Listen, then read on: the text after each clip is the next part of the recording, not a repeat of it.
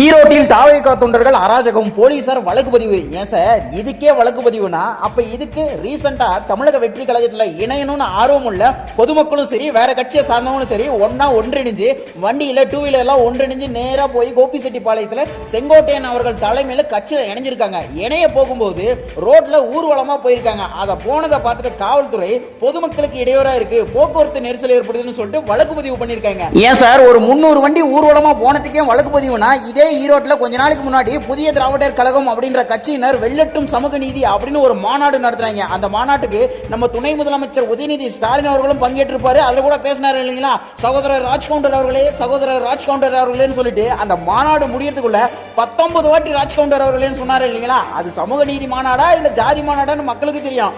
ஆனா அந்த மாநாட்டில் வந்த தொண்டர்கள் பண்ற அட்ராசிட்டியை நீங்களே பாருங்க. இதுக்கு இந்த காவல்துறை என்ன நடவடிக்கை எடுத்தாங்கன்னு தயவு செஞ்சு கொஞ்சம் சொல்லுங்க. எனக்கு என்னவோ எங்க ஆளுங்க போக்குவரத்து இடையூறா இருந்த மாதிரி தெரியல. அத்தனை பேர் ஒரே டைம்ல போய் தமிழக வெற்றி கழகத்துல இணையறதான் பல பேருக்கு இடையூறா இருக்கும் போல. எரியுதடி மாலா, பேனர் போடு.